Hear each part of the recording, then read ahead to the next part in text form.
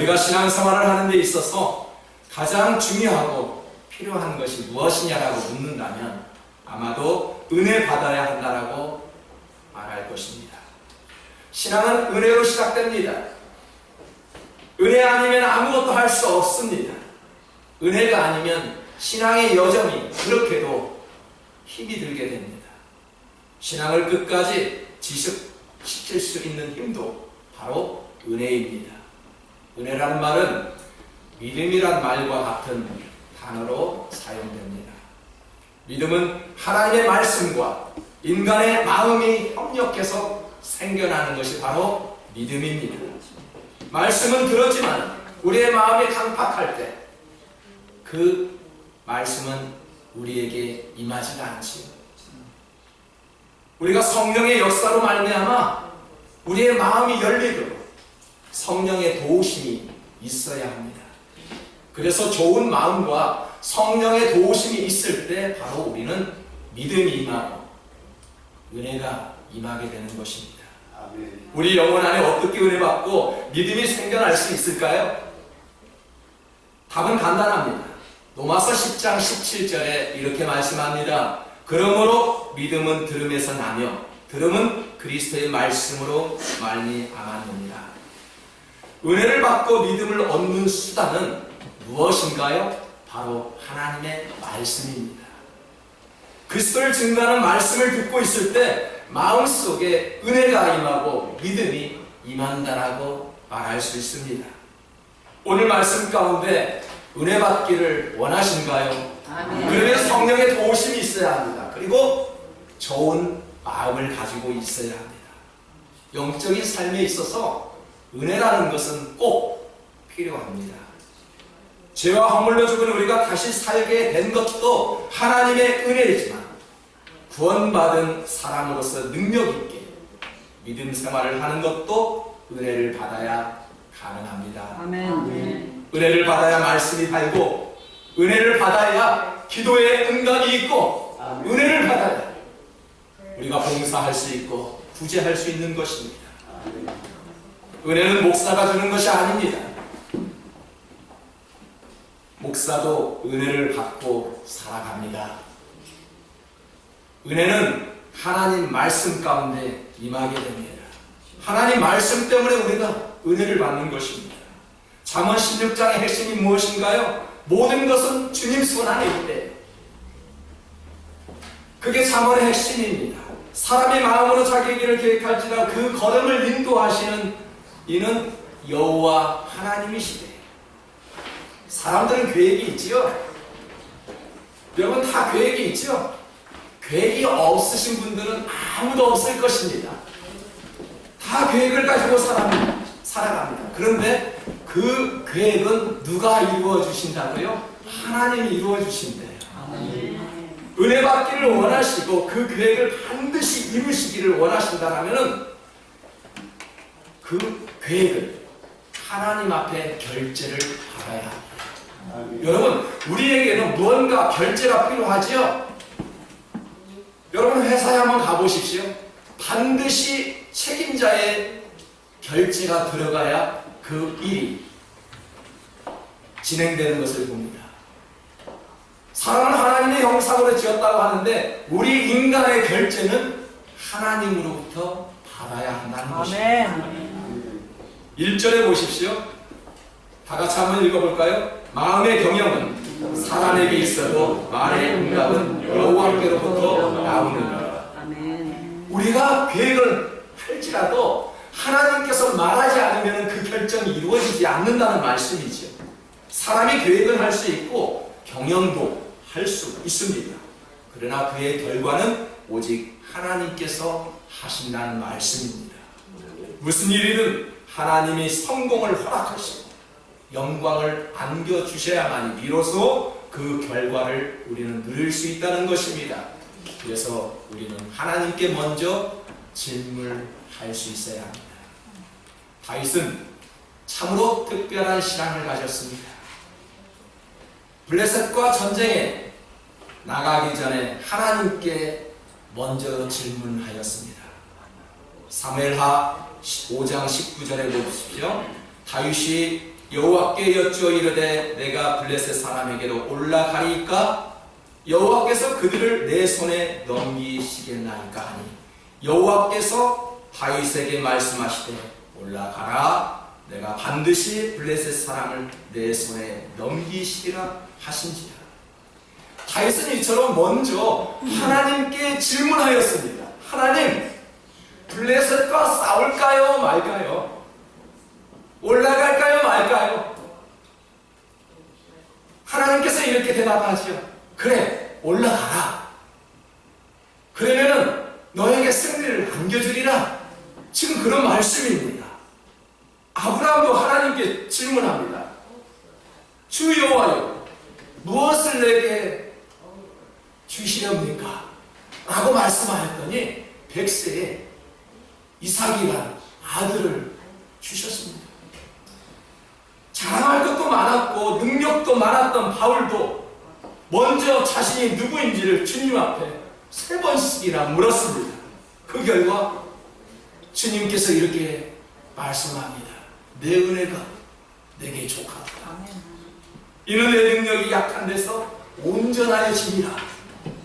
이 말씀을 들었습니다. 여러분, 하나님께 질문하면 이와 같은 응답이 임합니다. 아멘. 질문을 하지 않으니까 응답이 임하지가 않죠. 답답하죠. 왜 우리가 기도합니까? 하나님 앞에 무언가의 응답을 받기 위해서 기도하는 거 아닙니까? 아멘. 응답이 없다는 것은 기도하지 않고 있다는 증거입니다. 우리가 은혜를 놓치는 이유가 있습니다. 하나님의 의견은 어떤지 전혀 묻지 않습니다. 하지만 나의 주장만 내놓습니다. 하나님, 이런 계획이 나에게 있습니다. 올해의 계획이 이런 것입니다. 그러니 이렇게 될 줄 믿습니다. 그렇게 해주십시오. 라고 우리는 기도하지 않습니까?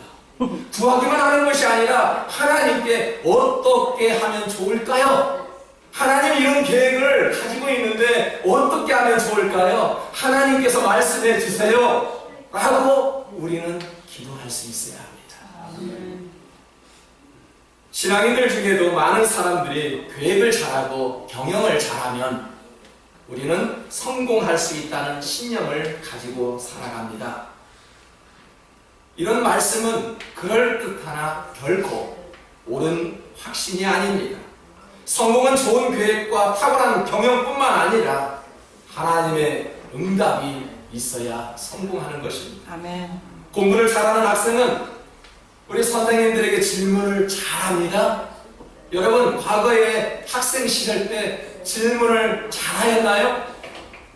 아마 그런 분들은 공부를 잘하였을 것이 틀림없습니다. 저는 질문이 거의 없었습니다. 왜요? 관심이 없었기 때문에. 여러분, 그런 마음 가지고 있었나요? 그러나 옆에 있는 공부 잘하는 친구들을 보십시오. 항상 질문합니다. 끝나는 종이 쳐도 그 시간에 질문합니다. 그러면 그 친구가 그렇게 미웠던 과거의 학창 시절이 있었습니다. 공부를 잘하는 학생들을 보면요, 참 질문을 잘합니다. 영적인 사람들을 보면요, 참 이렇게 질문을 잘합니다. 질문을 잘한다는 것은 뭐예요? 기도하는 시간이 그렇게도 많다는 것이죠. 기도하는 시간이 있다는 것은 질문이 있다는 시간입니다. 우리가 서울에 가서 길을 모르거든 무조건 물어라. 우리 두 자녀가 지금 서울 시내를 헤매고 있습니다. 제가 이렇게 가르쳐 줍니다. 그리고 주변에 있는 어른들이 그렇게 가르쳐 주었습니다. 입이 곧 서울이라. 무슨 말이에요? 물으면 다 알 수 있다는 이야기입니다. 입이 서울이래요.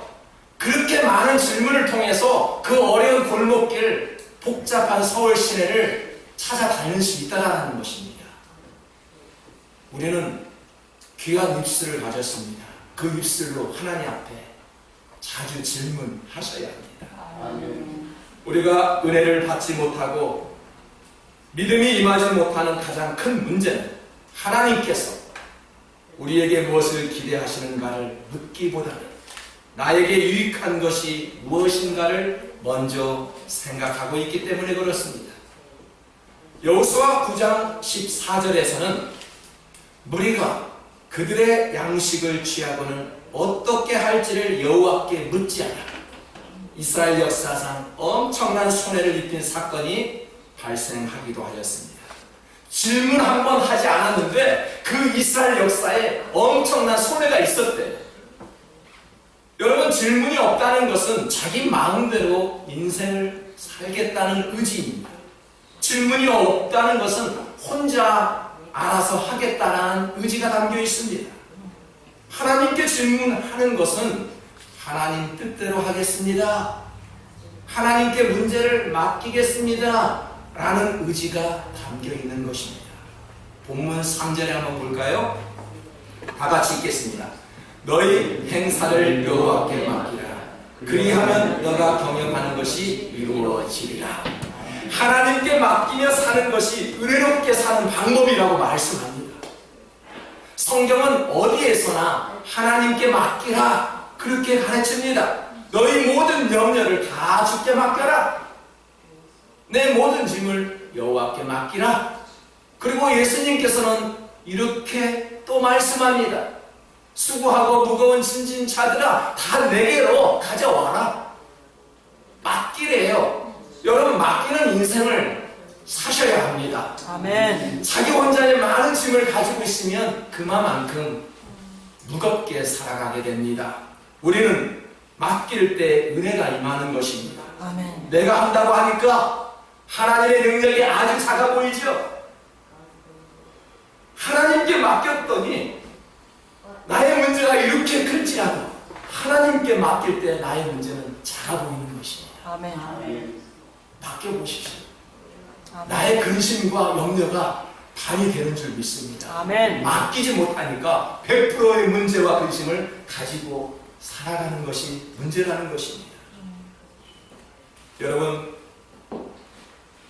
사람들은 모든 것들을 내가 하는 것으로 착각합니다. 모든 경영은 내가 하는 것으로 생각하며 살아갑니다. 어느 날 딱따구리가 나무를 쫓고 있었을 때 갑자기 번개가 쳐 나뭇가지가 부러져 땅에 떨어졌습니다. 딱따구리가 이렇게 생각합니다. 역시 나의 부리가 이렇게 강하구나 라는 생각을 합니다. 여러분, 이것은 착각입니다. 우리도 이런 인생을 살 때 착각 속에 살아갈 때가 있지요. 무언가의 도움이 있었는데 나의 능력이 임했다고 라고 말할 때가 있었지요. 딱따구리의 모습을 보고 우리는 깊이 깨달음이 있어야 합니다.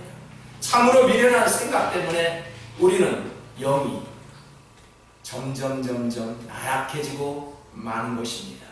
내가 무슨 일을 하는 것 같아도 모든 마무리는 우리 주 여호와 하나님께서 하십니다. 아멘.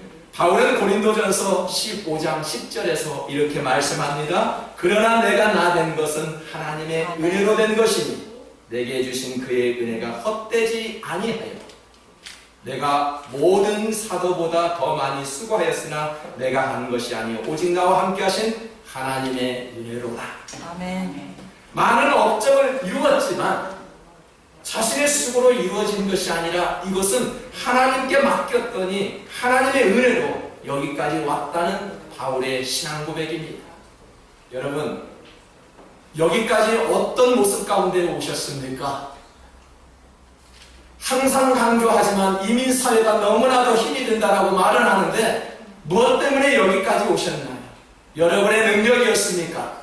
누군가의 사람들로부터 도움 때문에 오셨나요? 아마도 우리는 하나님의 능력 가운데 여기까지 왔노라라고 고백할 것입니다. 아멘. 그것이 바로 정답입니다. 내가 경험하는 것 같아도 모든 결과는 하나님께 임한다는 그 믿음 때문에 여기까지 왔다는 사실입니다. 아멘. 그래서 우리는 하나님을 찬양하는 것이죠. 하나님을 높이는 것이죠. 신앙생활은 은혜로 하는 것입니다. 사역도 하나님의 은혜로 합니다. 아멘. 여러분, 봉사하신가요? 그 봉사 무엇 때문에 하신가요? 하나님께서 능력 주지 않으면, 은혜 주지 않으면 절대 할 수 없습니다. 아멘. 내 힘으로 한다고요? 자기 힘으로 할 때는 얼마 오래 가지 못합니다. 하지만 하나님의 능력 가운데 행하여 보십시오. 참으로 끈질기고 오래오래 참도록 인내하며 봉사하는 분들을 우리는 금방 접할 수가 있습니다. 바로 그것은 하나님의 은혜였습니다. 아멘. 사랑하는 성도 여러분, 우리가 앞으로 은혜 받는 것도 매우 중요합니다. 하지만 우리에게 베푸신 은혜가 헛되지 않도록 조심해야 합니다. 그것은 바로 겸손한 마음으로 하나님을 높이는 것입니다. 아멘. 하나님을 높이는 행위가 어떤 모습인가요? 본문 5절에 보니까 무릇 마음이 교만한 자를 여호와께서 미워하시나니 피차 손을 잡을지라도 벌을 면하지 못하리라 했습니다. 하나님은 우리에게 겸손과 사랑을 원하십니다. 하나님은 인간들이 겸손히 하나님의 주권을 인정하고 사랑하면서 살기를 원하십니다. 은혜는 겸손한 사람에게 임합니다. 존 웨슬리는 크리스찬에게 겸손의 옷처럼 잘 어울리는 옷이 없다고 말합니다. 겸손의 옷은 유행을 타지 않는다. 아멘. 여러분, 제가 입고 있는 옷이 20년이 넘는 옷입니다. 유행이 지나니까 정말 오래된 것처럼 보이죠? 이런 옷은요, 금방 유행을 타고 말합니다. 우리가 입고 있는 옷들은 다 유행이 지나가 버리면 보잘것이 없다라는 이야기죠. 그런데 주님께서는 말씀하십니다. 겸손의 옷을 입을 때 유행을 타지 않는데요. 겸손하면 절대 넘어지지 않는데요. 아멘. 그렇게 말씀합니다. 여러분, 우리는 좋은 옷을 입는 것처럼 정말로 유행 타지 않은 그런 겸손의 옷을 입어야 합니다. 겸손은 기독교의 모든 덕목 중에서 제일 큰 덕입니다. 성경을 많이 알고 봉사를 많이 하고 큰 사역을 해내지만은 겸손하지 않으면은 그것은 하나님의 일과 전혀 무관하게 됩니다. 하나님은 겸손한 사람을 높여주시고 은혜를 내려주십니다. 베드로전서 5장 5절을 보겠습니다. 젊은 자들아 이와 같이 장로들에게 순종하고 서로 겸손으로 허리를 동이라. 하나님은 교만한 자를 대적하시되 겸손한 자들에게는 은혜를 주시느니라. 누구에게 은혜를 주신다고 말씀합니까? 겸손한 자에게 은혜를 주시네요. 우리가 은혜를 받으려면요 정말 겸손해야 합니다. 겸손은 강조해도 지나치지 않는 말씀이 바로 겸손입니다. 우리가 은혜 받기를 원한다면 하나님을 무시하고 자신을 높이는 일이 없기를 축복합니다. 자신을 높인다는 것은 무엇일까요? 자기의 말을 주장하죠. 자기의 말만 합니다. 자신의 의지대로 사는 것을 말합니다. 신앙생활의 우선순위는 은혜 받는 일입니다. 사랑하는 성도 여러분, 병원에 신방을 가면 환자들이 링거를 맡고 있는 모습을 봅니다. 링거는 항상 높은 곳에 매달아 놓습니다. 링거가 밑에 있으면 피를 보게 되지. 피가 흘러나오게 됩니다. 항상 링거는 높은 곳에 있어야 합니다. 여러분, 은혜는 아플 때 맞는 링거와 같습니다. 아멘. 은혜를 땅에 내려놓으면 피를 보게 됩니다. 절대 내려놓지 말아야 합니다. 은혜를 높은 곳에 매달고 하나님의 얼굴을 구하는 것처럼 은혜를 구해야 합니다. 그렇지 않으면 우리는 피 보는 인생을 살아가게 됩니다. 은혜는 아무나 받을 수 없지요. 하나님께 묻고 모든 행사를 하나님께 맡기며 나의 연약함을 인정하고 하나님을 높일 때마다 그런 사람에게 은혜가 임합니다. 우리 모두가 은혜 받아